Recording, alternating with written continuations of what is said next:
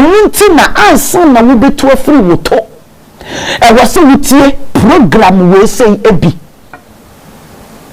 I am telling you one ne yire ne ma one ne yire ne ma ye ma ni nkoyo ye deteni no because ensema wo kan doso ensema akoma wo di wo airport wo no e doso ye de ne be ko Ghana but omu hia nsem no bebre ensem ne doso oba okura certificate a wo di eguso a wo di aba Yana for some video na air trend no mama yenye careful na yensua de enye se won sa kan visa na no we could tra pray mu praying me sa kan visa me ba as a carer me ba as a nurse me pato sua adwuma no wakwa school yes of course wakwa school no ba wakwa school no eye kasa bebu na mebu o e bia wakwa school ni 2 months pe e pa ko chaw sua ho niama ansa no we could tra pray mu e de aba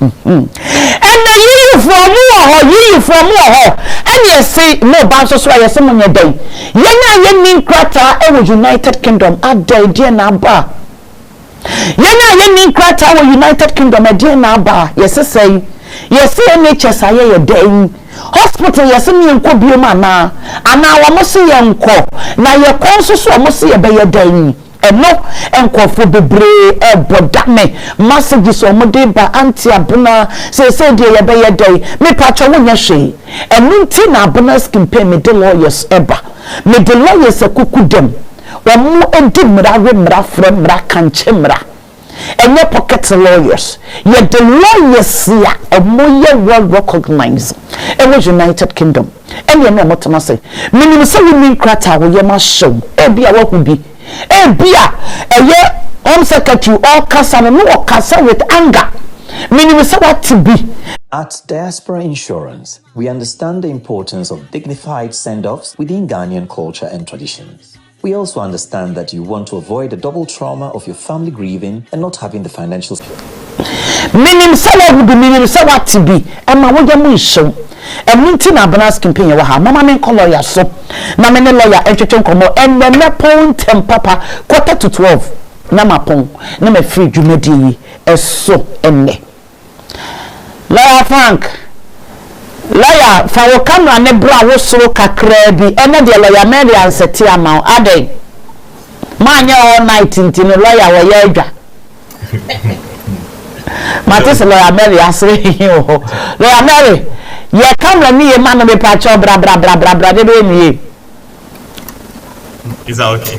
Aha, yes, better who so ye fe la Mary I am telling you today so one post to a mini bi amra me nane china we ni DHL express next day delivery me sabeka chese we every week bi a we change mo ko holiday yi e na makọ disika ni nyina ho e na me so fo na me fo na mo so mo ye kese akwesi ya na ademaba obi a mi di nko o se mi ntwa nko mo ne so akwesi me yiwadi lawyer obi a mi di me nko mo akwesi di ma betu ze 10 ala abra mo me kai lawyer Mary mpacho bra lawyer Frank na wan ye fe pa just these days they will make you lawyer Mary good beautiful menchi out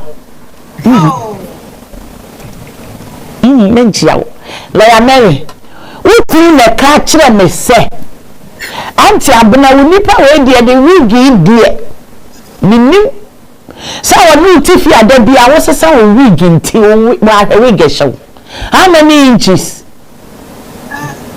I think this one's 18 inches lawyer Mary me birthday me who show oh yani wo sere kwa ye no yani wo sere kwa ye no lawyer translate kire no yani wo sere kwa ye no lawyer Mary oti asem na se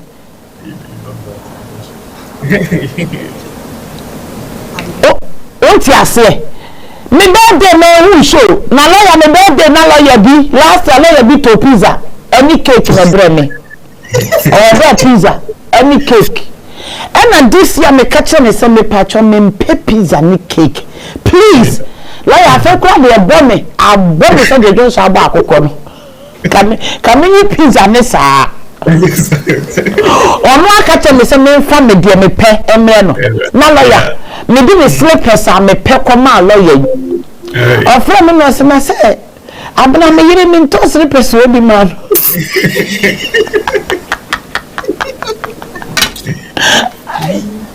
And I'm saying, you want to £700? Was it £700? Me tell you, now me here, and then the command me here say, "Ne bosom so near tree and a come from me, and me here power some do."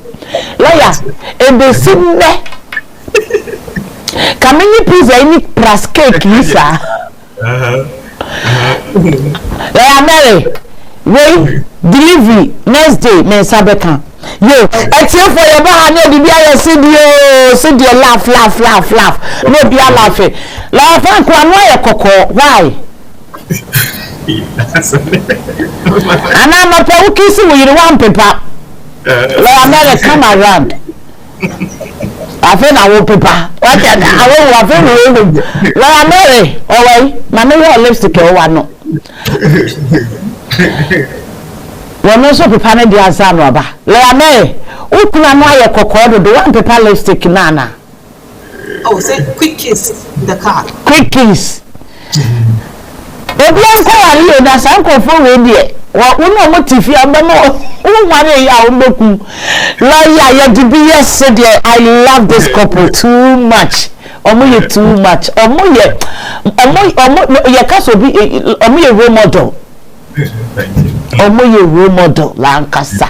Me lawyer for mo tete akira asemo wo. Lawyer Oscar. Oh. Me confess a mamba.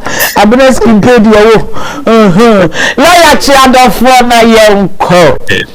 Thank you. It's here for you. Damasi yamachi yamajo yamaha. Yes, and the day or bad year, Eddie Ache, and yet me share Musa Yafunu Bakuma, Yeshia Hanuma, Mascot solicitors, evening, bit me abwa community no. Na Adibia baby and a benya positive impact.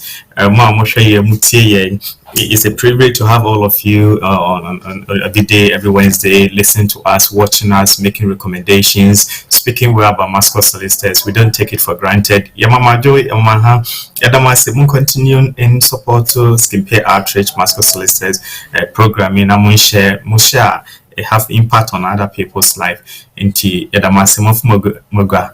I won't transit the Mamun Kobebia, the days of Mammy, a day ebre, and the Yadamasi Yamisha. Yes, lawyer, ya wo kasi entiedies of my de breya so na ye host. E ma me ba be ya adwuma no. Emu nti na wose mu hwem yi. Now there's a uche you lawyer nkasa. Lawyer, emu nti ese me ma be me na me ba be program na wo be be host. Enti akase mo se sa no wate. Baby, I did Fabiani. Yo, I feel for our bad. Yes, lawyer, any update to me, update. Young any good news. And I was a bad news to Kakra. And shut down your bad news. And your NHS and some more day abbey. And no more. And your bad news, but I will hook Kakra. Yeah. And you walk Ghana for and so dear and no dear men am na metete. Honestly, me reading about it, me searching about it. TB test no, ain't you know dear Mattie. Yeah. Nyame ya adomo asalo ya sonte ya the better. Okay, now obviously as of today, with the government website, there's no update yet. Just say Obi Awoje visit visa below 6 months.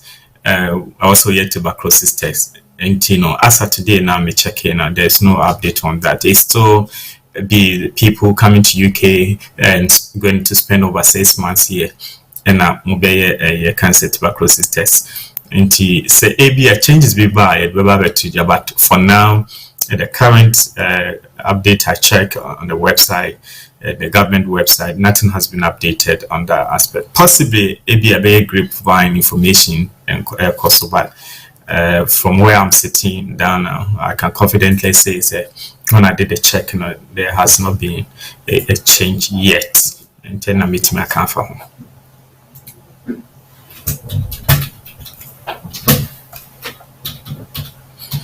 I'm saying volume the call. Yo, or update be a new esa emma a tuberculosis test because the uncle for family busamines auntie abona. Yes, say we baha as a visitor with yet tuberculosis set, which is lawyer. I confirm myself for now with dear or non so no a home office update be a will be sada. So we back me a more than 6 months dear. You need a tuberculosis test, that's TB test, but baha as a visitor dear. For now, ne dear who ye. Enti mu amosema say lawyers ne bi kan wasem no musa sa lawyers no more details about that. Why me pa me chow you and yes stati e dey free NHS ye for NHS mbra second yes stati me pa cho share emma yenya ye United Kingdom ayeni nkrata me program enye omo a omu ni nkrata enko one British passport me pacho na ya no St. Thomas Hospital ya no St. George's Hospital ya no Mobile Hospital say United Kingdom ya no mu bia na ya wo no se wo Westminster Hospital na wo ma me ne wo papa eni enkrata wo so no o kan ye hu bi wo kan ye nya ye ni nkrata ehu. It doesn't matter see a womb ever Britain. So mommy any papa any enkrata at the time wa ye na. What is me free men every United Kingdom. We need krata to same. It doesn't matter see a wo kurumi ha. We need krata. Because mommy no papa any be. But abra ye no na mommy no papa e British. And I will call indefinite or book you crata, you will now automatically no. One so one crata, and to one no and dream the beer as I said we won't found by home. You know the reason why I will found home 40%, on found 60%. Because a beer woman, many papa crata na a crow mono. The foundation no a kuntun kuni. It is a foundation no elusugaba wo ebe affect you. Be a one krata na ekura was a British born no. So we bisa wo maame ne wo papa. Omoda catch you say hey, ukoto sabene skin pay come immigration asemo a whole 90% of our home because we one krata na ekura no eye kuntun kuni British. Why you sent to one tiase enti eye program we say no obia no e was so get yourself involved me share you for you started from momo so enche na ye me lawyers e betena ha lawyer Frank e be chire mu bebre e be ka say we ye ni na wa be kromi ha na we were settle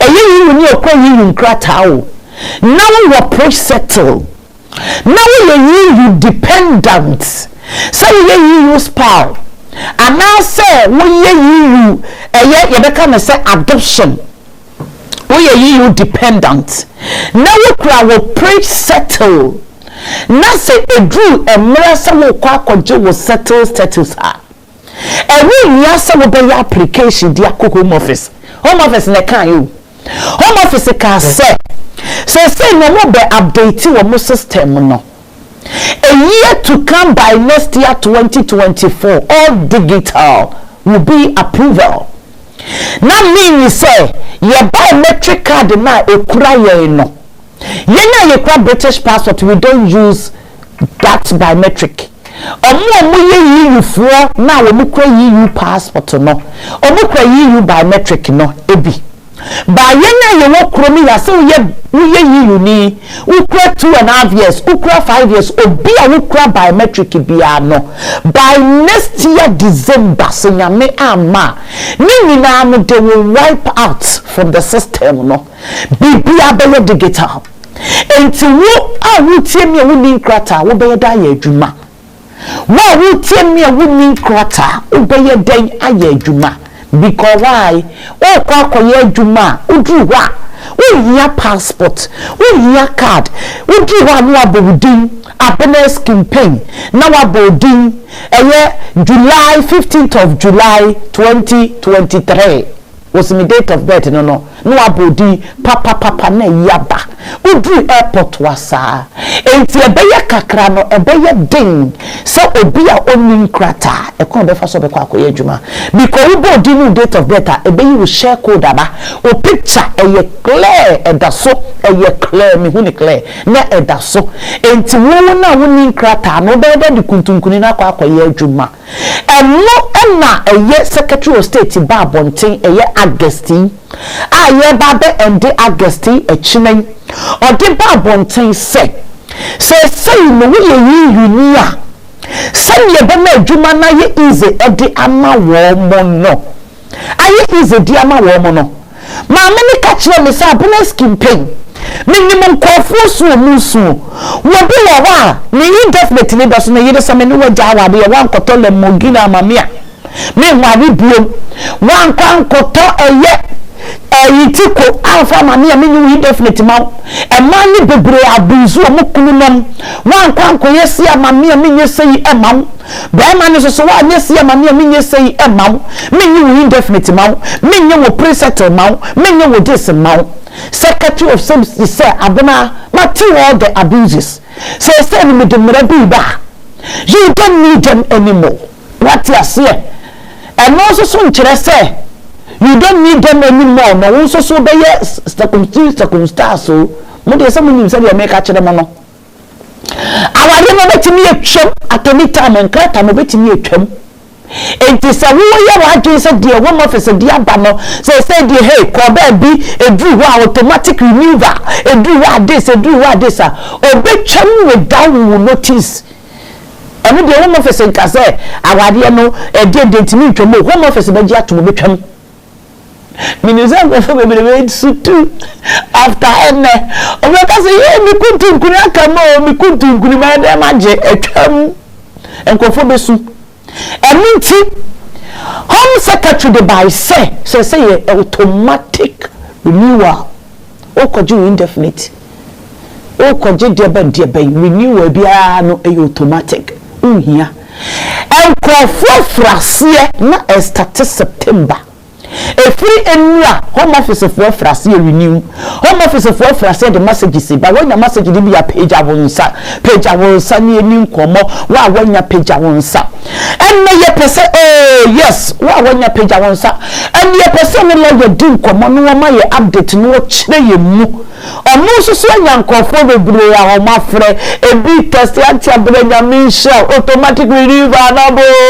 aba ebi susu entino and the person lawyer nkyere yemu obia no ye entitle lawyer obia oye you dependent oye you spa and then what bedru kromia ofi you na aba ofi Ghana na aba obedru kromia no yenyu su Ghana ye man 6 months entry 6 months to enter no afei no be application so we you ni family member now we free Ghana eba we application so wo ba wo kuna wo ba wo yere ho ana wo ba wo maame wo papa ho ye ma wo 6 months pe se fa bra kromi ha wo di 6 months ni be wura mu a na wo akoye application to home office na home office fo ama wo mfie num me pa che we ye yifo de ne ye kan yifo de ye wia ye be ba ka NHS fo mra NHS fo nsam a wo mni home office aka bom e de ba ewurade me kan asem ya wose agume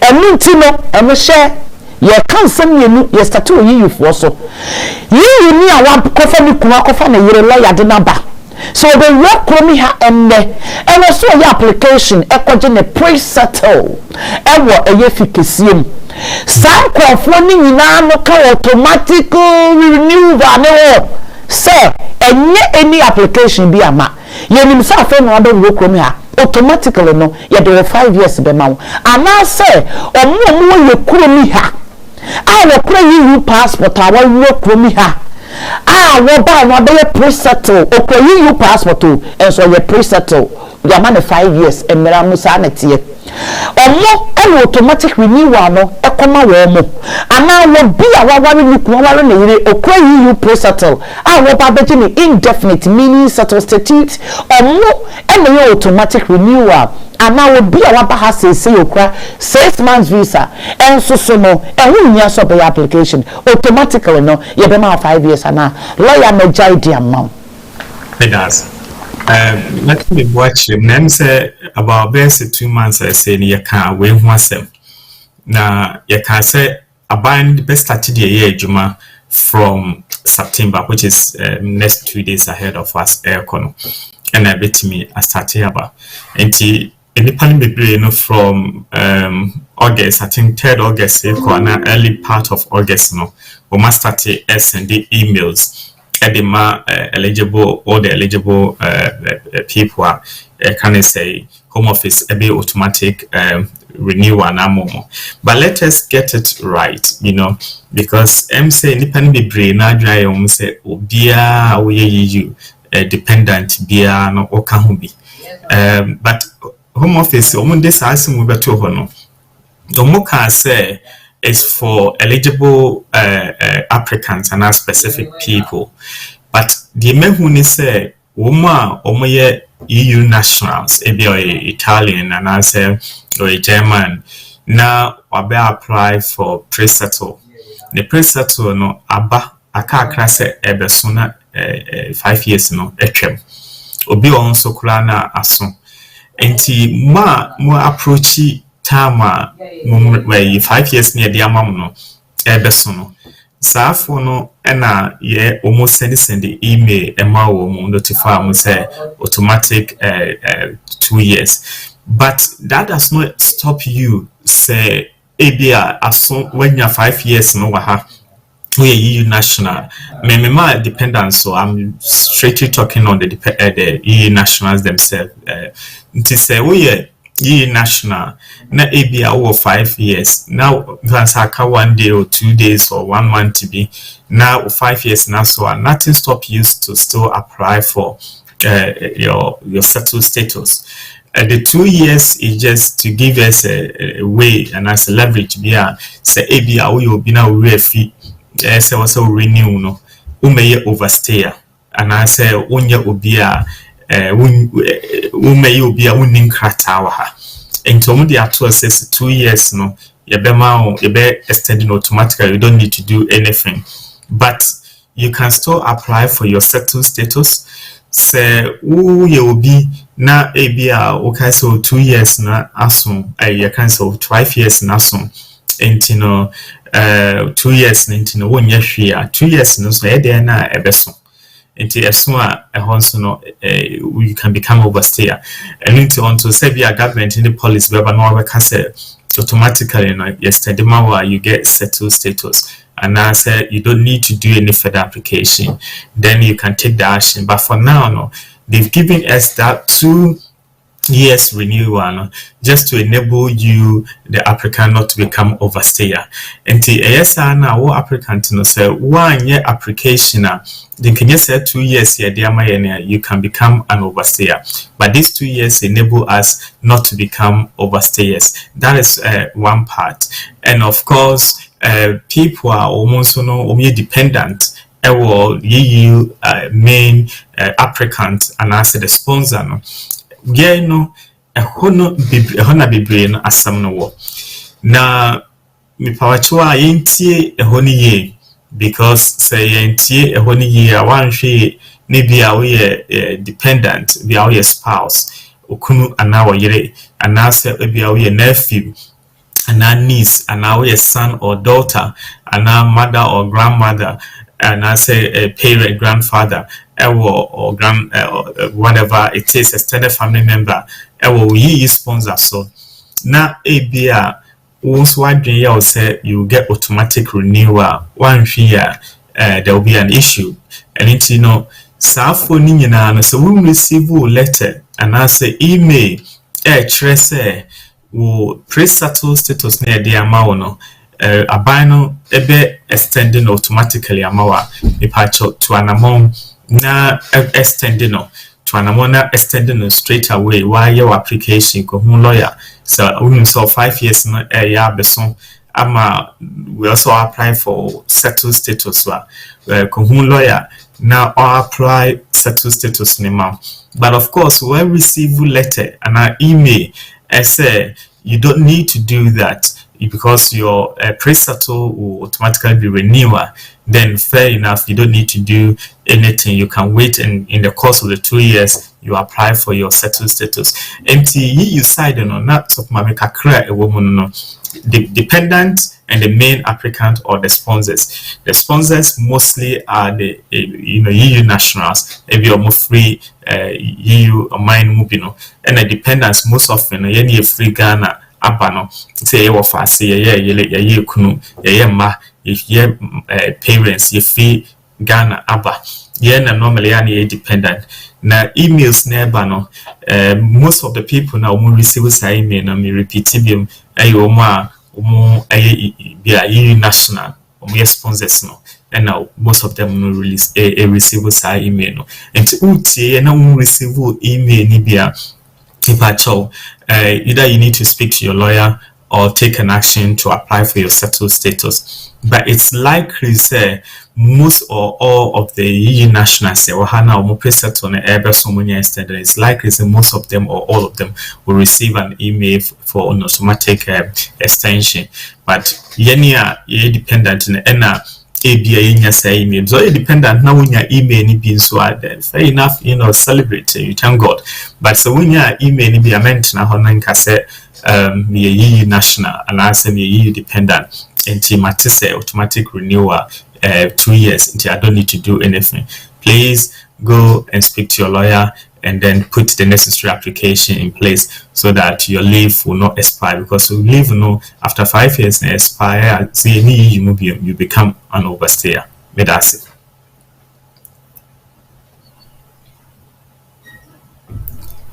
Okay, so yeah, trying that so for me me continue now makasa kakra na yenyina nim say from September.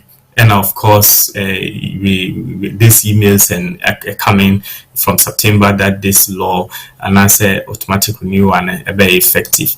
And so from a major amano to September, most people will receive the email.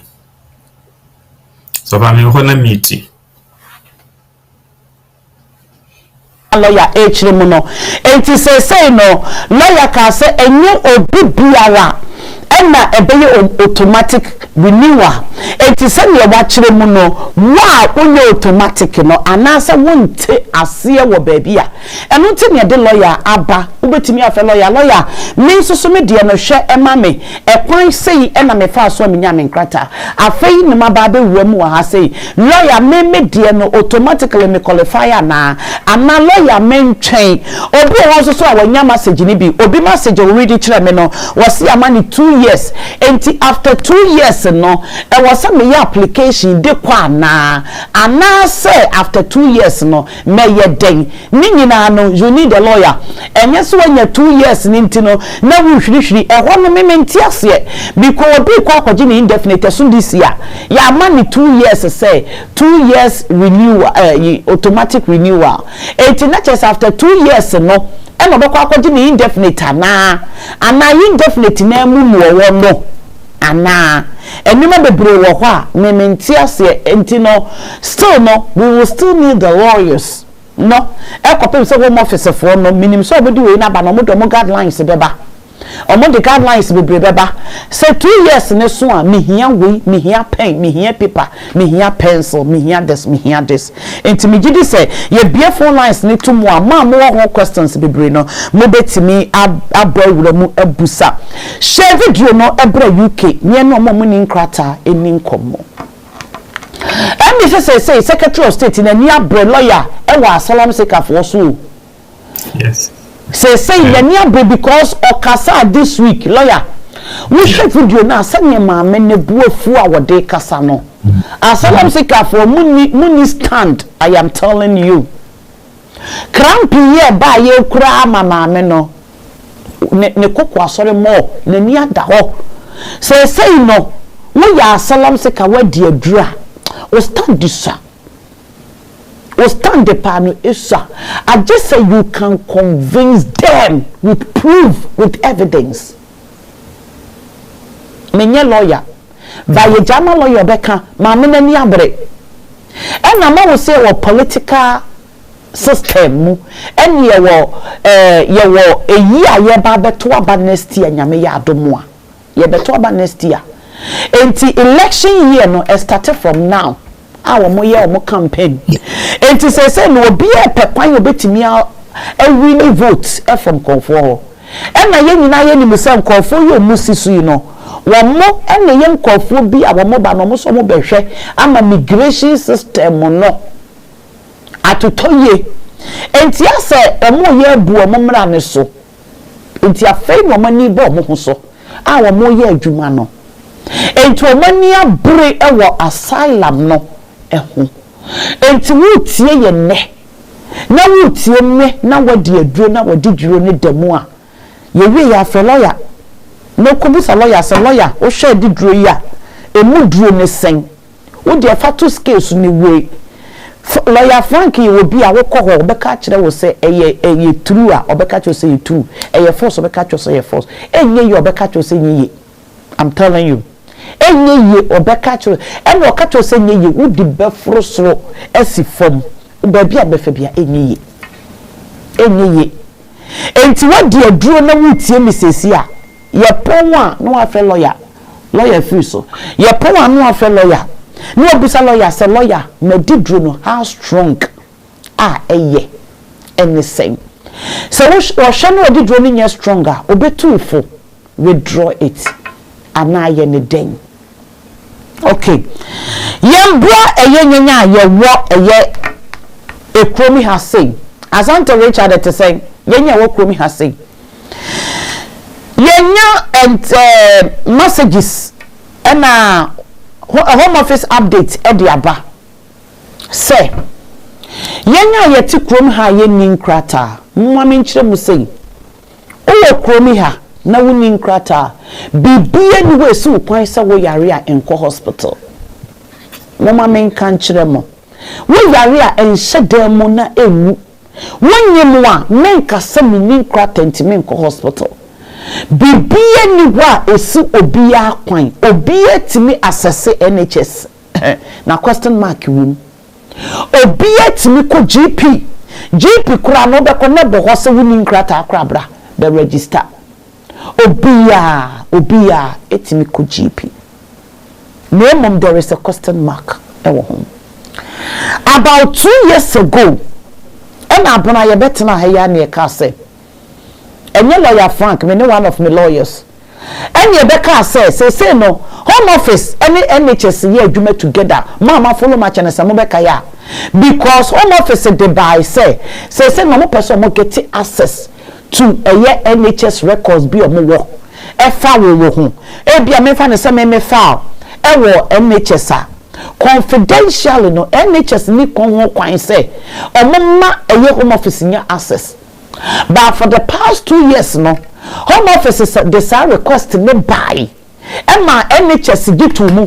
So home office will won't say or any NHS here juma together. And to be a wo fie NHS team home office to me ebe wo fie bubrum. Wo so mu nya me nneema wo obi na etwa matum obi na etwa atum omunye free NHS eho. Omunye free GPs eho. Na say no omo di aba say omo NHS for suggest bibi say ebe ya enka home office for yenya yenni krata meka ho bi yenya yenni krata no menti ase a memenye lawyer ne wo no mi jama no no be kirem na wati ase the mimi di ye no I just have a knowledge about law but I am not a lawyer. Me din di abanas campaign lawyer ni wo kan space no no de na ise blue bisa every lawyer for space lawyers na wani no sa na tientie wo yemi no lawyer wo ti me menye lawyer enti mesra ye jama no no be kire mo de mimi wudi ya meti ase no enie NHS for a request say obi biara woni nkrata e wo kromi ha why application ako ye home office no e was say home office for emma wo bibiara oni nkrata wo beba NHS obeba be access clinic no se wo niema wo home office ha na me meti ase o se wo niema wo home office na home office nyan grant ma wa e was say home office ma wo reference e wo NHS so eno na dia asema ba question mark I was say home office and ma wo our application home office no sa na meti ase o ma status application home office o mo say home office I was say home office ma migrant reference number na ebeye day home office ama migrant bebreba ye wo krom hen reference number so we fa wan koma home office nim sa business campaign woni nkrata enti mimenti ase e wo brofo ni mu ne de me ti ase se home office person mo kire se wo buy application number home office no and no home office be access to you e wo se home office a reference number na wo mo dia ma as a case reference number no e wo se o appear e wo NHS card so sana me ti ase Sementi ase nte sa lawyer be ba be chirim e di amaye. What about say yenya yen nkrata yenya application ko home office? Doesn't mean say we cannot access NHS ana yenya ne de ye kwa ye betua ka ana. Eye broad. I am telling you. Mama wo bia mane ye mu nhye no. Enu nti na abana me ne lawyers etena se. Enye me nko na me ba ya me beka. Emunti ne wo lawyers ye wi a ya kire wo kwan a wo befa so a wo say yes say wo application home office and na wo timi access NHS ana wo tua ka ya kire wo kwan a wo so application be ko home office wo bi na wanya reference ana reference na wo mo ka no wo mo person obo kire say wo mo person omo chechi nya na o mo timi monitor your movement na nti ase lawyer NHS yenko that's the pa em say na asam kese kakra no akofa aba but ye betu ye bo achechire mu na etie for atiase pa chawa serious of my medical care no so wo yare ana se wonyam ana se ohia so obeko hospital ana GP wa menka se asem we atinchimi nko GP ma chawa yesisudia but say the skip outreach program or no in some SC and then some yate say ABC and yet to na yitmi abo ye ho ban ne ho kwan ya enso yebetimi afaso said the or how be end to ye enti enye hu na say ye ka say obi menko hospital yes enwan yete entity ye say a buying spokesperson say want to order NHS to impute home office reference on people's NHS records. But may the Uber call back kakra at the frontier whom Abba and our campaigners, trade unions, it is already free and no communana as such a partition government. As they need a lot of assurance from the government to say the government will not repeat the mistakes that happened 2016, 2018 and on a campaigners need trade union for nyina ka ho something kaya in 2016 Theresa May time and NHS home office and no collaborate as say wo GP and I say hospital reference and I saw NHS wo non clinical records so they should share with home office.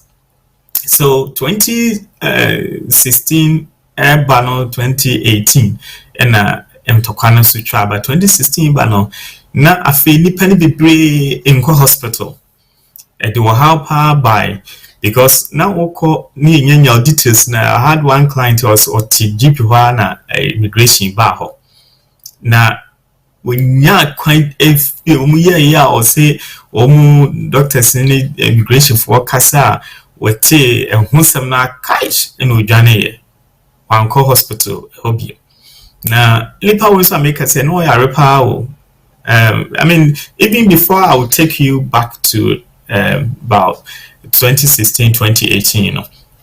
Just last year, a client back with me a short crisis with me, and Yamiadum on an Amiswaman in Krata, but of frame Yami details from a program Yasun of frame.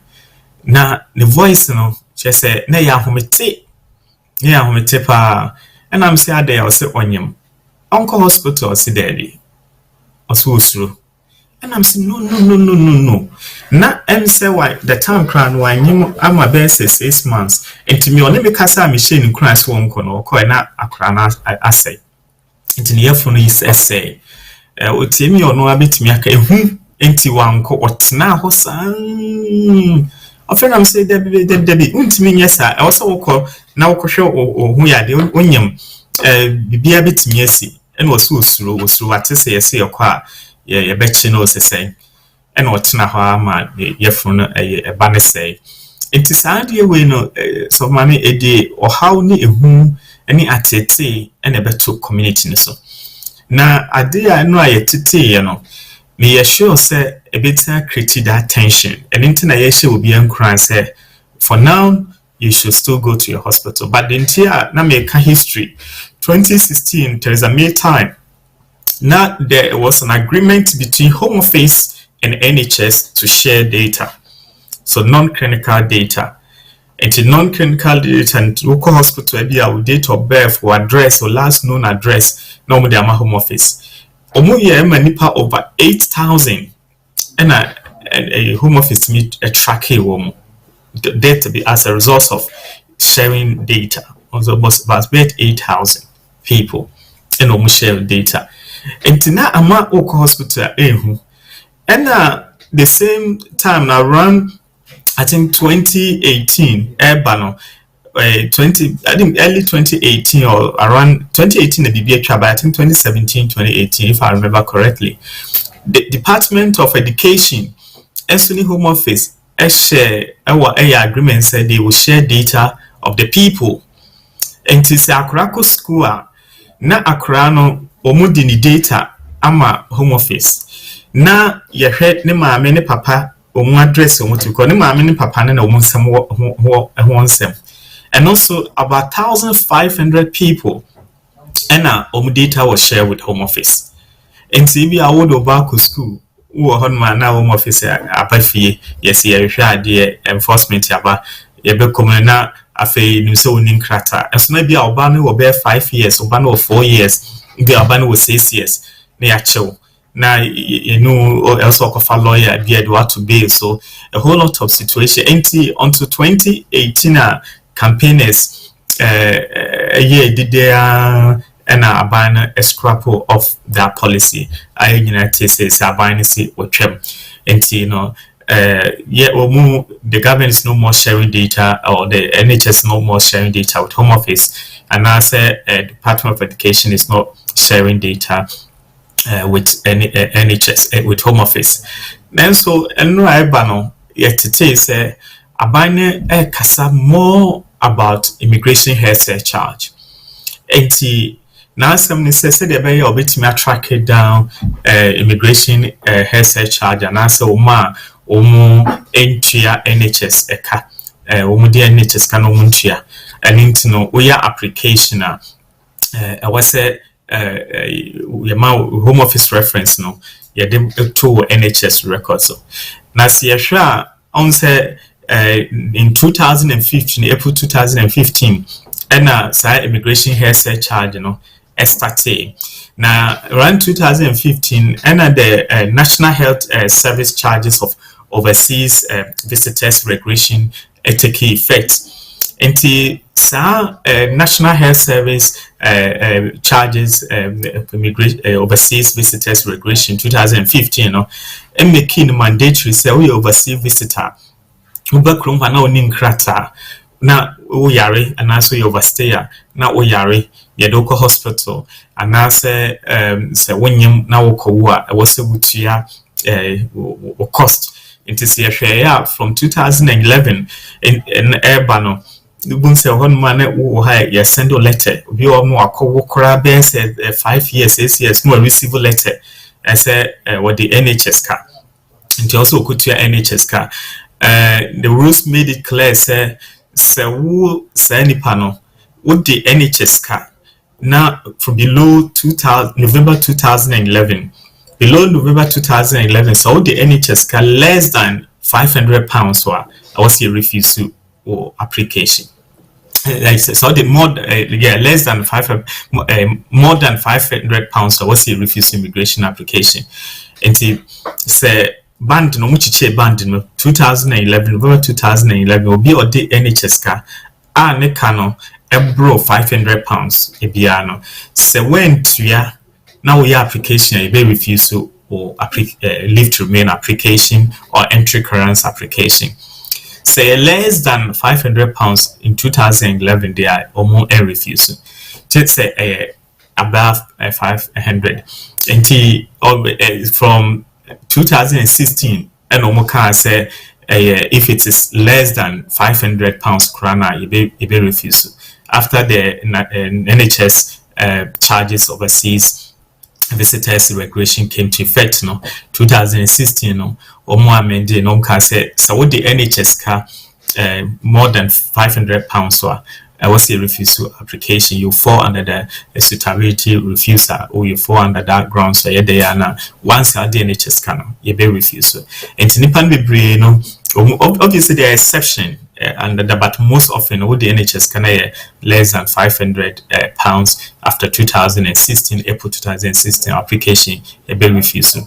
And to Nipan be brain no woman into your application now for your refuse yes for the NHS car nti na man for ya where say no correct so the NHS car na went to your application e be refuse and no continue the immigration health charge April 2015 buy not just the aim of NHS cano a bill no IHS no and as immigration health charge no say what bet me allow overseas people you what say and as a foreign national yabaha now you immigration application near NHS and I immigration health charge I stay then we have a right to use NHS and once you pay IHS now why your application is successful you have a right to use NHS now last 2 months or 3 months, I think just last month, July, and I banned it to just say you say increase IHS to support public wages and salary. And the abano increase from the current 625 to 1023. And young effective, and only I can't want some that I say a be effective from autumn and I say next year. Say effective for a baby to eja. Ne hono or de sa policy by and I feel also the upper say or moon per se or moon share or moon sika no NHS sika na ejije mushimu kana and I say or mobema to me abem and to sadia to tight areas said the bear will be nobody can escape not paying NHS and I say IHS and say we application yeah, Bema will reference yeah, the Bema NHS, na NHS at all the record so Home Office reference, no, they are to the record so we share before we create a banner say NHS who say what the car no notify Home Office. It will be notify Home Office. Now Home Office accurate or they put it on Atlas of Intervention and Sanctions Compliance by creating something called NHS Debted Card. Net that ho. Into your application na a flag it out say what the NHS card. This system is there already, but I think they want to be more tougher and more strict. And into almost some the references so better where you saw your NHS records so because the Home Office reference to NHS records so they are contacting you or finding a way to know say what they can easy because so maybe I will say we are from your and I say was from your maybe £1,000 we won't say any NHS reference and Home Office yes connecting into they can easily input it there the Home Office caseworker epic far, he can easily see so okay, any power with the NHS car. And to also utia and sana ya manikrata when tiadia and krata ni they refuse. Nenona and abituja or obia kahwasem. But there's one thing that one prominent person, be Aka which I was very happy about it, or say they wouldn't accept say I was a albino yes idea no I was a albino de Home Office reference equal to NHS records. So say albino be yes idea, then the government needs to give us a strong iron cut firewall assurance. I say they would not share data or non-clinical information with Home Office. So it's going to be strictly in line with IHS and I say NHS debt or payment of NHS users. But and this idea, then people will not accept it. The campaigners should obviously stand up against it. We are waiting and we are hoping that the government can give an assurance, and the person I'm talking about use the words, firewall, iron cut assurances. Say apino and you do share any records of non-clinical records with Home Office. So almost started so yes sharing idea any at the Ohabeba. Ebema nipa bebre intimi nko hospital. So Wokaya 2021 Lewisham and Greenwich NHS Trust. Almost started so much charge udru honuma na ya charge udru honuma hospital na ya charge into many bebre yomo munin krata bebre anko hospital. Emma records stress affecting nipa bebre health because Lewisham and Greenwich and NHS Trust udru ani ehu se onin krata udru you should bill amount na hard but trust no send apology news release apologizes so I guess the government is aware that these things scare people from utilizing NHS, and health is a need. Using NHS is a need, it's not a want. And if we create a system that will make people run away for using what they need or which is part of their life that you can't escape, then of course it will be against human rights and it will be an inhuman treatment for any overstayer or anyone who is illegal immigrant here. So I think the government will make sure that they will not share the records as they promise. It will yes, it's true that they've said that they are going to add a Home Office reference on the NHS record, but that should not stop you from utilizing NHS service. Medasi.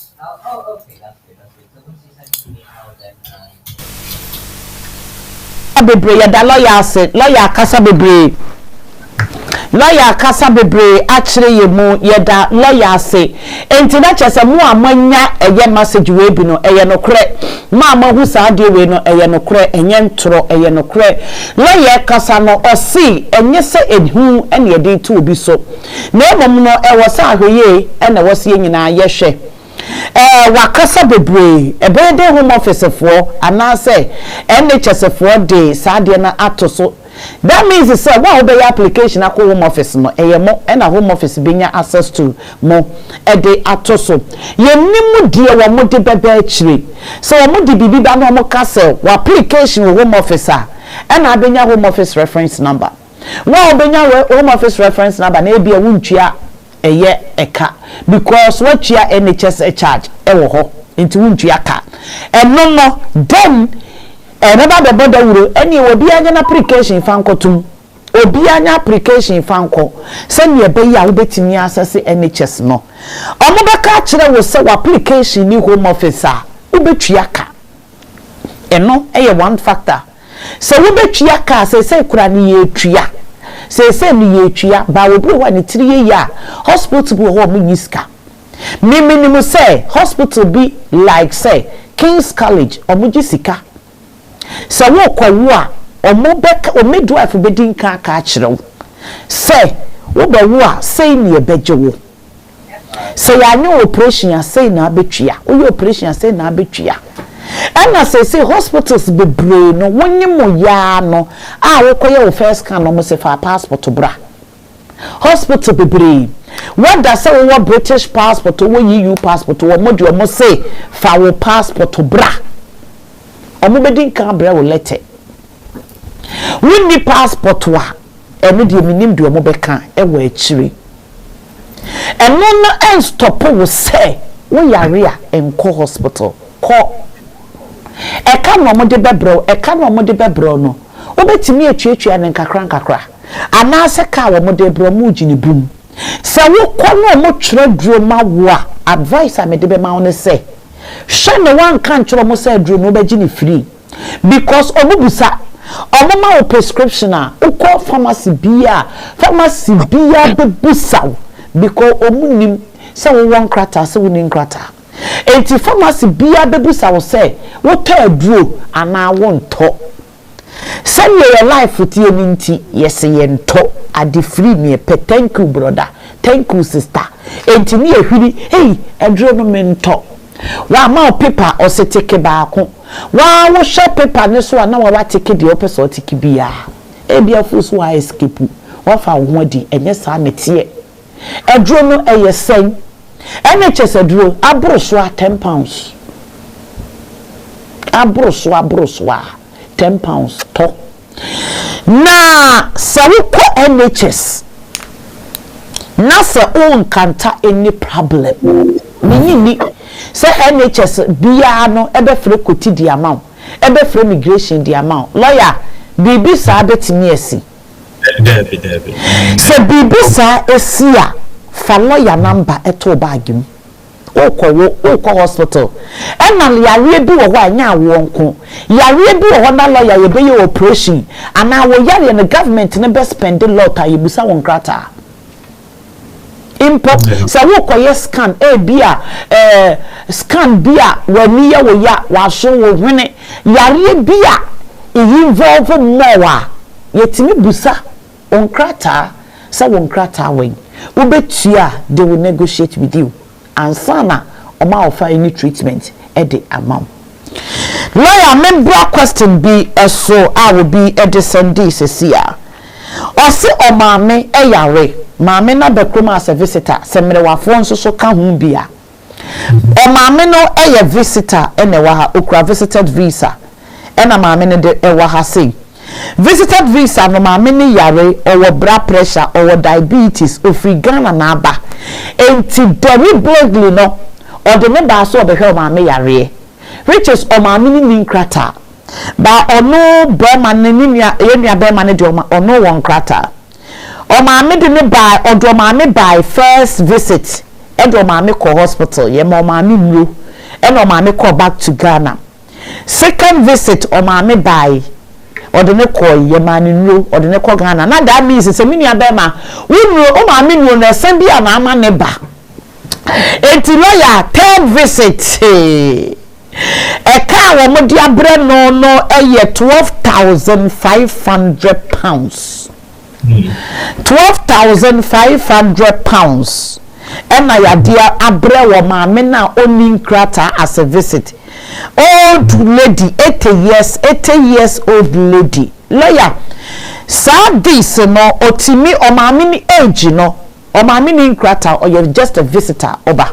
o maami age with that huge amount 12,000 plus no obetimi dia ma lawyer na lawyer no any NHS akasa no ma wipe sa aka no e de free ho ana bra no because of o maame age no NHS betimi a consider aye sika ne ho e bibi e de ama omo ana so maame se ne maame no oba ha no mo as a visitor so overseas visitor and oba ha say into the woman will fall under NHS charges overseas visitors regulation 2015 into odeka was utia omunfa sa aka no enche no mprepe yenti pa yana ye de penyefo abahani abehwe ho yade sese no omu check be a first one yehu second one bini ade a working third one na apie aba into 12,000 ayeka se when tiana ne maame ne bisa no ewu no caso could renew no may refuse. Say home office NHS near notify home office now about almost actualized by intervention and cancer sanctions and compliance documents to normal create NHS data case card manner and no application be flag out straight away from me refusing. So by saying I'm going to continue no bad year I was say with me 8-year NHS bill no. And this idea, I know say we they say a bill not create no any future application here be for no man no. I will flag it out when into your be refusing. But so do mommy maybe out for medical reason. So can be a man but I say adult dependent here. I say with adult dependent no you pay immigration health charge. It's a no or ban local hospital and yet all the cancer health issue no be a charge no. Most of them no on Jessica because what IHS and as immigration health charge. And the whole intention sort of for an opinion people have for medicals there. Now also we adult dependent application. Now what IHS and the about which may utilize it NHS. And this are not about as a visitor, no matter how it is, within 100 years a corona also the bill until they are buying a car. I was say obviously there are always exceptions somewhere, but I wouldn't be able to dive into that legalities on here. But the bottom line is no money at the NHS or the civil government to bring the man for medicals or workers and also the buy for medicals into his deception in the first place. So he has to what team no also for NHS and then it's now set to payment plan it will be exactly so with us. Meda lawyer as NHS maybe a phone line says here ede atum na obia etimi ebusa me ko YouTube for my dear my mo share papa me ko YouTube I was say good morning also from me please can a British citizen get a fee waiver to apply for a husband to join her in UK? Nti or application to bring Nukunu. Yes, spouse visa. I also would cheer. We are British citizen. In the first place, answer now to me there was spouse Alabama. I also a British citizen and I will indefinitely live to remain or you are a national who has pre-settled or settled status in UK. So being British citizen doesn't give you a waive. You know, you have to find a way and pay the money. To come here, so for entry currency, you have to pay it. Letitia, or say, with exception of Scotland, because Scotland we don't pay for medical regardless of your circumstance. Oh, okay. And you had you pa. Etia for me be phone lines no e de atum na obi biara any question na person we bisa lawyer bia no ubetimi ebusa any question be a bothering no bia no ubetimi ebusa numbers ni nyina wo screen so 00447502422799 me the numbers ni nyina ye adwuma na nana ade ej odru was please if you have visited visa and you are pregnant in the UK can you pay the NHS or immigration health charge in order to give birth? So we are visitor now NHS and as IHS is no you only pay IHS when you have an application that obviously it could be parent application or spouse application. So when your application you cannot just wake up and pay IHS, just a completely specific immigration application that will give you a chance to pay IHS fee, and of course Home Office will consider your application and see you qualify for the application that you have submitted, either as a spouse or as a parent or asylum seeker or whatever other grounds that you may be eligible to be in the country. Other than that, you cannot just wake up and pay IHS. It's when you know, so call hospital, charge, that has not stopped her from going to hospital because they are now over Paco. It's now encourage me and say either so go look or net lawyer Bekasa now or submit your application. Officer everyone when you're in Platawa. The cancer NHS Sika account revenue also or prepare so betray. Made us. Numbers meaning on the dot screen is so no mental to me afre. Hello, good morning, me don't for me patron me modi lawyer 8 you. Miss Ramo Bledgina so. Miss Ramo Jinaso. Wofra. Send you last week Friday and call for be no fui. Me we no be your audio dear breme. Bra, sister. We won no ba beti advice na de ako. Utie wie na wunya won krata wie onya de wie a wa wie. Me Ghana for say who am me humo no ma wie. Asemi ba ya me no lawyer bi ka so lawyer say stop na. So we dey ye na say free as man ya kwotara Ghana na ya kodo afu e wo ho. Wo na wo nti me fefe me sese me be kira de ma mo ate ase no. Wonya wie a wo bekọ. Enti mesra wo me pa wo chew ofra. Ma asemenya wo dia. Wo de besem cho no. Ena me dimi kunu na me ware mu kunu na me ware me ba na me wale this na me wale this. Monkata asem ne ho kakra ma me. Enye sa me yiwa free so. Last week no ma me kate mo no sister bi ne me pa mo chew. Mo fa nche me enye boapaye. E bi a mo ba so no na me di nkan kasa asem na wie. Sa wa wo be frɛ a wo be ba ba nwenwen wo se ena wo bi na ye sei no wo bi na ho ahwan me yiwa free so. Enye sa me a me krampo. Ti me pamocho enye boapaye why ti ene no momye take sa akwan na so ne fanko. Hello me pacho, good morning me pacho yenko. Good morning Sabra Micha. Yeah Joe so sweetie.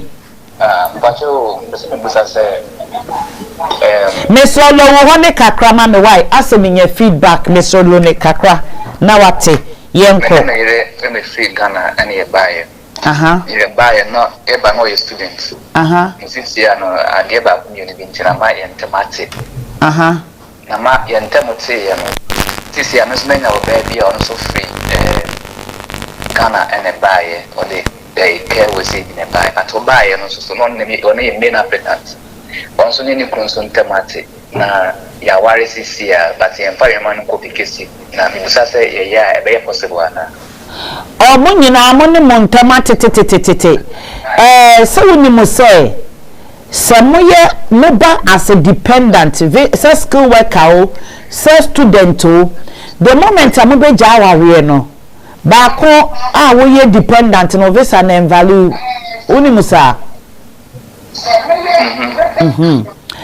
lawyer bramo dependent plus dependent equals to divorce plus omo no meet together e be possible.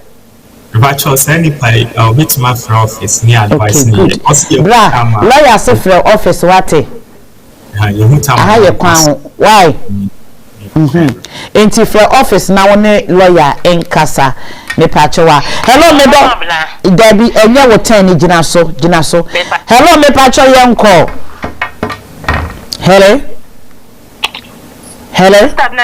Yes, darling, sweetie, you what? Good morning. Me send a message to me call hospital. I say we come catch you. Because hospital, I'm free home office, ma'am. I'm free home office because me catch a woman. They say, na menyem, and I me call hospital. Because me that day na me appointment. Me want no more friend me say me wa appointment. Me bana me call. Because na woman no. Ebusa me say me status e wo koma ye den na me say me status no ya application say woman no believe me o say dey and of free home office. Wow, of free home office no and no but that time so no one mammy bill stop na me swa me nya ye me we feel na nafia me na me buy half cars no me we feel say buy half cars sister na me swa me nya ye red. Oh, I say me friend, me kunuma na me friend, Bruni no me friend ne buy. No mama ne let us say obecha 12,000. Wow. 3 years ago. 3 years ago, I say oh yeah no free home office or free home office I say yanko appointment obi o ma friend tell me appointment and no one ya koye man ko appointment bia surroundings ni nyane woman. Wow, yeah. NHS to me free home office ma will be. Any ma me we feel. yeah, you know, mommy letter, no, the next day, or can't tell me, the next day, me wa. Now I say from oh, sorry, we're free home office now. Home office there, me were pending application, human rights, anti-sicano. Makai, one phone number relation to me, number. Hey, it's wish me say Ghana for lawyer, and we are grateful. I am telling you. Hey, me, and me, you do. Hey, lawyer, Brahma Bra was and to wish. Me who say one car from and come in fat, trust me. Yes, sir. I'm around. My head is so sorrowful. I'm around. I didn't know, sir. Hey, me and Viamo Vamona no panoa. Me, Mammy, any different paho. Hey, Mammy. Yeah, from the way, what for me, my banana, skin. I didn't know what to touch it. I prefer my Mr. Gay immigration. Oh my God, lawyer Ghana for would do a much here on your papa. I am telling you. Yeah. Oh, there are any Nikulusu was sick. I am telling you. And yes, any Kulunis go. And so she came to me in tongue cracker. Get away, Brahma Bre. Sister, you true. What's the matter actually? What for this or the basso? And I dear programmer, what do you mean, Mr. Actually? Jai, dear, what kind of another man? Mr. Actually, what is actually for dear? For dear. Hey, what dear, Mammy now? You're powerful, Mammy now. Oh, Mammy, me beautiful, why? So about when you need 1 year. I just think God you 3 years. Yeah. I love you. I love you too. What about and from not from my heart. Bye. From your heart. What's my sweet mom? Young Kasawate, a new power line. No, you put up on our own mommy wine. And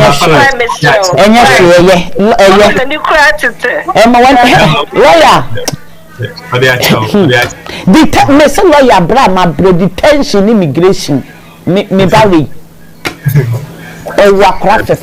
Bruni. Hello, young Kowate. Yes, darling, sweetie. Me pacho, me person me bisa lawyer say. Me were indefinite descriptional leave to remain.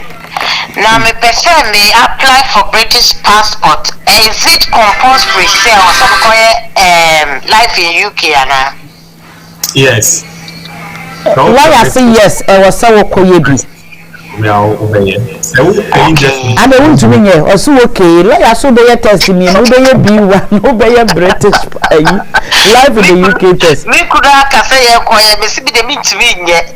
Ube to me aye me we are from me won nkofo bi o mo kire nkofo ade o mo ye tutors o mo be kire wa mo watimi atwa ne kama wo sua atwa ye we are from me why hello me do for me pa cho ye nko yes darling we ye boy na lawyer Frank so to take it ni man we take it ni me kan yo o be na say no my address no post me ticket abrami na my transfer we sikama me pacho we de mini ha wo kra de we free a kwa me ban de we free a mini ha double yanko me sister na o ka say che no opa ocho ye be pacho wa ma no oh why you nti fa ne bone che no anya se me ya Ghana for my media me makasa na wie Ghana for ye hwa de ye din kakra anya se yanko kwa me yanko me pacho me bisa 2-in-1 question bi pacho yo me ne me yire na ba ya me ye kera and me ne me yire ba me na me ye me kera na me yire dependent me na me di kan ba ye mama me 5 years na me yire ne ba ye na me ma bata denti ya ma ono ne dia no endu 5 years 4 years 3 months me ba ye 7 months ansana ono oba says ya na me 5 years no so na me kwaji me indefinite na ono na ne dia no so ye no omo be ma ne indefinite ne bi ana se o wa se ono nya top up ansana wajini indefinite. Okay, not just one person who say so no try 5 years ni nyina wie. Answer no wajini indefinite and answer who ye main applicant na we indefinite aso no woni ni nyina abaji aboma na. Me ni nyina abetumi agi abo. Okay, all right, me pacho gina so. Okay, yenko. Question no ye. Say yamfa ni say kwani ye ntema me na kasa hemfo kasa dodo ase wo to bubi sei. Kasa na lawyer answer me pacho. Can me chese kasa ntentem. Second question ye ntem. Second question here, if I were young, so your funny say, indefinite, no. 5 years na nasa mi mafia. Manye indefinite, no. Nasa onunya ne 5 years na onu kwa bitunya ye indefinite wa bra meminia. Wow, ye main applicant no wuni ha. Very good question. Why you say ade ne mama adwunu da say you for. So your funny say, Matthias ye. Your funny say ma top up okura sama no. Emo no wanya 5 years. 5 years no do ye no. Ono watena continuously 5 years. Enti without you main applicant no, still obetimi age ana. Lawyer me pa cho bremwe. 2 questions. Now, the simple answer is I will say we depend on the so complete 5 years. You know, 5 years so now or apply for indefinite here. I will have to check. It's a very good question, which obviously healthcare visa and nyaba, you know, you do 5 years. The MC in the attention call 5 years and say dependent, you know, main applicant, you know, won't come be a dependent to me. I will come back with the answer, but I tempted to think say 5 years, you know, so now we need Chrome Hasia. It will be difficult for someone to apply for indefinite, but I'll plead with the US because I don't want to say things that I don't have knowledge about. Until next week, you know, I'll check and then I'll come back with the right answer for everybody. It's a very good question, and thank you for bringing this to our attention.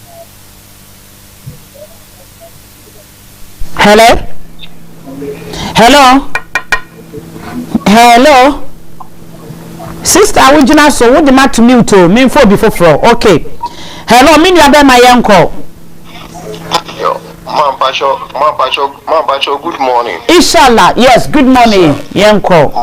My Pacho, your child and lawyer, my child Ghana for your way out with you. Now Ghana for ye Ghana ni dia or say one year, my best Pacho. Oh, inshallah, and yes, I'm not doing the sweet daughter, uncle. Why?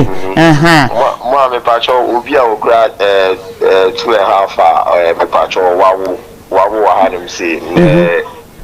Ne boyfriend on so be the procedure be no move fast wa mo not just say meba o can say ya meba na wan kan wa yini okay so we be a 2.5 also more say 2.5 years me pa chon ai o why no 2.5 years ma me ni wo bi en waji bi ama ne ba no ana me pa chon ai ma me ni kura say Mammy cracked her, half an over on GB money banning to batch on the procedure is it is or GB money banner persons are cranny papa ni beti me a GBana.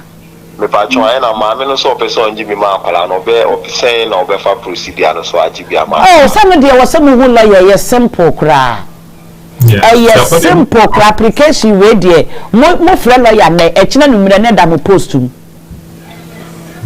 Enti for lawyer ma me no baji bia ma ne ba obi hia Ghana passport na akola no be hia Ghana passport na wo utie program no wo obi okura 2.5 years o kwaje British passport ama ne bada inshallah mo ba do mi sa akola no be hia Ghana passport yes akola no be hia Ghana passport ne papa ne so be hia Ghana passport why I have website no be den dey Ghana na mpese mi oh yes omo de eno na wo de be kwa akoye Ghana passport no de have birth certificate no white no se cream no eno na ade beka ho de akọ Ghana embassy ho no why mama pachi yo inshallah I from me na mete won ka che ado hello me dof me pacho yanko good morning this Abraham yes darling it's really good morning good morning me bon nickname ba obo mi landlord ni na landlord that the one landlord do ya ye onya ye papa o numbers yes say That way,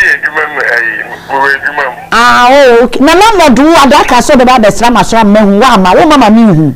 Madam we hu me. So me shame kana say amam for to say randomly me ba biological daughter. Oh yeah, na me we adwuma. No yeah no so operation we here King's College Hospital. Mo ha no say nkofo bi aba ne nkyɛn. Say omunya ne passport.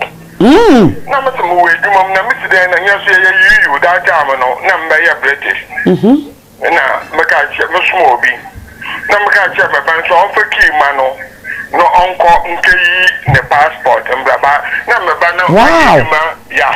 Nso no ade be kan ye be yi no. Until no mama ya the passport no call ya. To me put edwuma no na me call me bufu hospital for no so our NHS card. Or ye edwuma until no then I see why so on my side I link you to immigration say woman here passport. No mo pa me chow. Say I randomly I almost check it. Wow. No, yeah, one more time the show in the media. And because I'm coming to make it on because you man, or NHS normal. Me, I'm biological, see, or okay. So, lawyer can't and the me move women into Mamma would be cool in the passport or Italian passport. The command and Sana. Omo prepare ni bibia ma de twen omo yi no me dase pa me dase na ye me mo amugina so nyina mefa mo na chese lawyer enkawe wo mo busa me passport no e na wanya omo betimi afro immigration abawa no betimi ahande na immigration ana wo mo be free Ghana High Commission say ye wo bi wa hanti no mo mefa na na me tiasi you say omo e share data no ma immigration normally no immigration ma Helen say would ya DM person say would ya DM person me pa chowa de land life regina so hello me do for yanko yes darling sweetie ya wa yo wo de me chia oni lawyer fan na idamase yeah Joso my question is about EU patients. Me could only put the driving passport the patient in 2020. You know, Cecilia, and that's so apply sex in and sex now also 5 years. Oh, apply in 2020, yeah. 2020, November 2020, before I signed the free money, I was so 5 years no answer no apply for settled status. Me patcho my why? Okay, me da say there what original so hello me da for me patcho young color yet you. Hello. Yes, darling, Sudi young color yet you. Now, good morning. Pastor Bibiaboko. Nyameda su shrayen. Lawyer, good morning. Ojo so. I have now wait there. Me busa question ya mame. Na me crew me name me crew na me mame enya na yi ti. Me de me kutami indefinite na maye divorce, maye bibia. Na me mame next year general na me kwaje ni indefinite aman. But me email, almost sending me email so I'm very known automatic. But I answer me mommy because true with the medicine say me indefinite crime I apply my British passport. If me would say me mommy and I say na o mommy or home office email no mo de buy no man for reference bi anhye so. Because me name na yeah, because maybe quite me indefinite na me apply near ma ono so we no ya wonu so nya indefinite awie baba se na mo de buy no mo se wo automatic or indefinite ni automatic renewal now. Yeah, and it's a ye woman email no. Okay, gina so ma lawyer Embra Brahman. And it's a wotie email or kan email na kyerem say Any be okra na san no when you indefinite even so when you British passport it is when you indefinite and a British passport also working on sa email as inti I would suggest say so when you be for ma many dear on your inquiry some contact you say if say ni ma me dear no and no the brain and I say one idea because a difficult meet ma I just say or no dear and ma me dear. It's just a bit of me patcho lawyer say you're very difficult so be kasa ye wo dia na ma me dia because almost to email ni mo say e bia no ajo British wajo indefinite e automatic message em so mo de ba abonten o makreke so na pompi gu obia e de so enti no twen se wo ma me de no ama wanya bibi foforo from efo ma me a frɛ wo mo frɛ home office ni make inquiries say we ye wo dia ana wo ma me dia why adofo me fa course bia me ka set off o'clock pepepe na me de dwumedie no aba no awieye mesre mo madaworo ma enu nti me pacho mo frɛ lawyer number the screen so bebre ye wie dwumedie na mo betimi afa lawyer office so mo betimi abuku appointment ma fa lawyer any question bia person ubusa e bia no betimi abusa e kine nyame ya adomo a e emergency our don't miss emergency our pray until something happen e kine ye last Thursday and e san ye last day of a month of August and Kurani so san ku school and Kurani start school Monday sister brother brane be bompa ye ne dima wo ma yen wi apaye yen ni apaye yen tafra paye yen soni apaye na yen sha apaye atade because obonefo no wa ma ne hu me so echina ye di si na ya start ba e free china ko omo to kg to omo to nwan ho me to emponko ho me to afi no mo ba be yi na mo pe mo ba be chei na mo no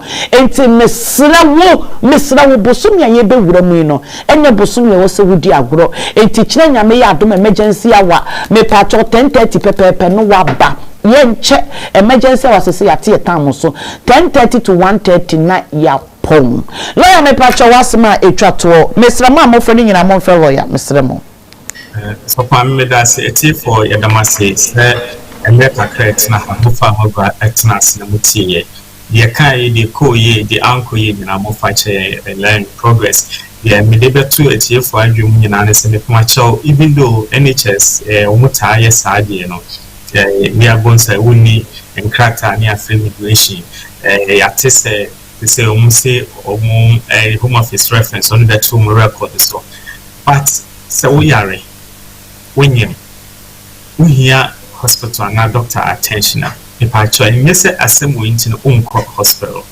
please go to hospital for medical attention. The campaigners, trade unions, they are all fighting and campaigning strongly that the government will not share your details with the home office for them to let me borrow some money where to clamp down illegal immigrants using NHS. So don't be scared that you will clamp down in court. It's a grammar created lots of money.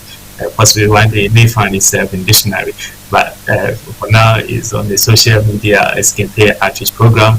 Don't be scared that you'll be clamped down when you go to hospital. Please go and visit your GP. Go to hospital if you are pregnant, if you are sick. Go and seek medical attention.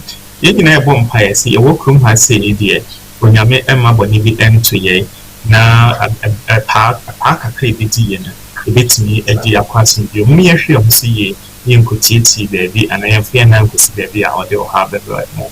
Mascot solicitors, we are here to support the community. We love all of you, our clients, our potential clients, our viewers, those who share our program, those who speak who are about us. We do everything in family law, immigration, asylum, nationality, rules, public. And if you need any of these legal advice here, our numbers are there. Contact us and we'll look after you. May God bless you until we meet next week. Bye-bye.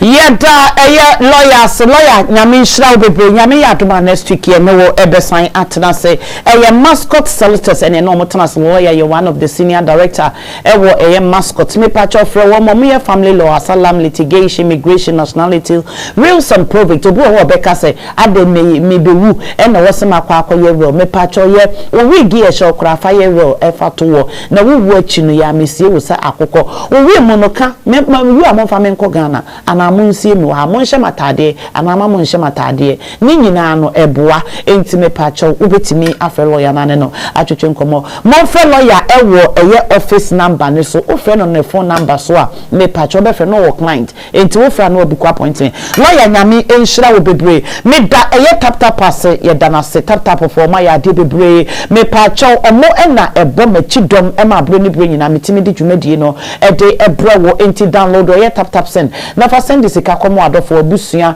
omo ye very reliable pa eye fast enso so de ma obi biara me pacho o send this ka eye akai se wo bebo promo code yes campaign wo ye new first new comer afei na wo download na wo de send this ka wo kai na wo bo eye promo code na omo ebema wo sika no bi aka eye wo sika no ho ago wo se ame eye the Raspa for no insurance me pa wo chow me sremo Ghana for mon insurance ye especially mema mon insurance ye depentia na mo wachi mama mo yire ne mo ma stress ya ye mobo me pa mo chow me sremo Ghana for wo wa brochira ye insurance ma wo ho ye bi ma wo ma me papa e wo Ghana ba bia eno na ma sa insurance for we eye do wo mo check o medical record o life insurance o be frɛ wo mo a o mo so wo de wo nan ye wo ya aka wo ni ye wo ya aka se wa sukura ye wo ya na wa nka na wuwu o mo fa wo sika ma wo busuafo ba eye da Raspa for no insurance o mo ntesa me pa wo cho we ye cash we wu ya no ma cash me pa cho wo frɛ wo mo na wo kase abonus campaign wo first month no mama wo discount e wo so wo frɛ wo insurance no sika betua no o mama wo discount also se wo kase eye abonus campaign eye best deal door to door shippers e na e frɛ no me pa wo cho wo ship nioma akogan na dia wo pesa wo du container pesa wo de ka bibia pesa wo de ko bia no contact eye best deal door to door no mo mefa wo nioma no enko wo frɛ na kase abonus campaign mama wo 15% discount e wo eye ewo eso wo mo do wo nioma kodi nti a mese bo abonus campaign di no e wo to chema abona me begina mu bi e me di ye e ma wo me kai me sister bi me boni di Gina Regina Jima ko Ghana akoyo ma me ye na nioma wo de koye no ho eba chima kakra ma me no best deal door to door shippers no wan kan kire mi o me wo fie na sister Regina from on say hey auntie abona enkofo ye ya dia surprise me just say side as say na me say mo ba asem kakra ma me na ye shopping na ankasa shopping de kan ho nyina wo de aka ho e de akwa sister no from UK e de akoma sister no ewo Ghana sa adwuma we bi na mepe enti frɛ best deal door to door shippers no mo mefa wo nioma emfa enkoma Brago catering services na to nsa from me pacho nua no bibia contact Brago yes snacks waba o tu kwan okɔ Ghana waba enti still order so ju orders no o pastries nyina event bia pastries ade be contact snacks no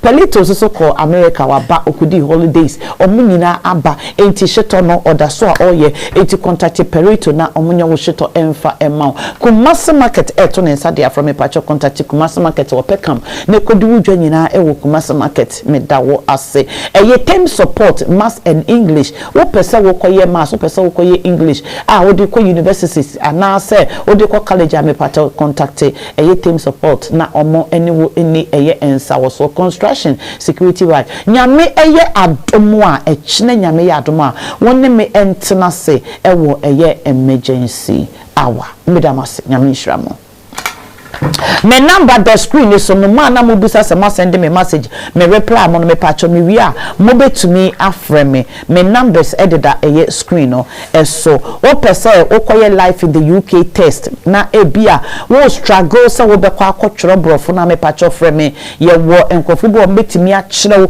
wo ama wo sua de no wo koye a wo betwa me da wase support to cover funeral expenses when you're not around. With our Diaspora Funeral Cash Plan, you can now cover yourself or your family in Ghana or abroad. With no medicals required, we'll accept you if you are under 75 years. Visit our website today or call us to complete a simple form in under 5 minutes. With Diaspora Insurance, your peace of mind is guaranteed.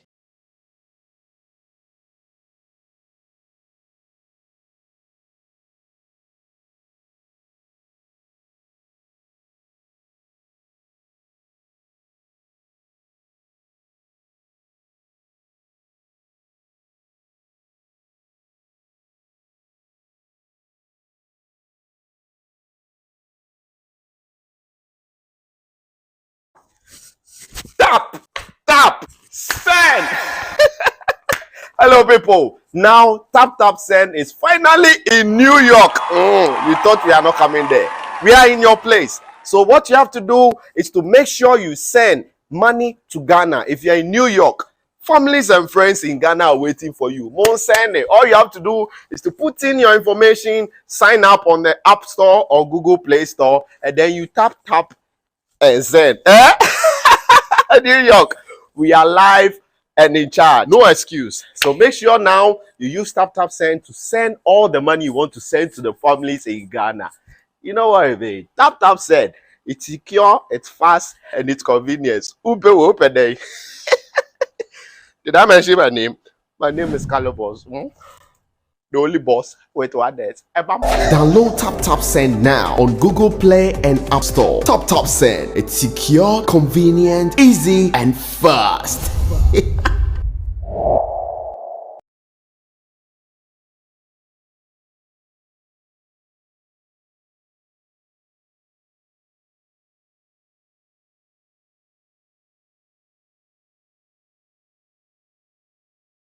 At Diaspora Insurance, we understand the importance of dignified send-offs within Ghanaian culture and traditions. We also understand that you want to avoid the double trauma of your family grieving and not having the financial support to cover funeral expenses when you're not around. With our Diaspora Funeral Cash Plan, you can now cover yourself or your family in Ghana or abroad. With no medicals required, we'll accept you if you are under 75 years. Visit our website today or call us to complete a simple form in under 5 minutes. With Diaspora Insurance, your peace of mind is guaranteed.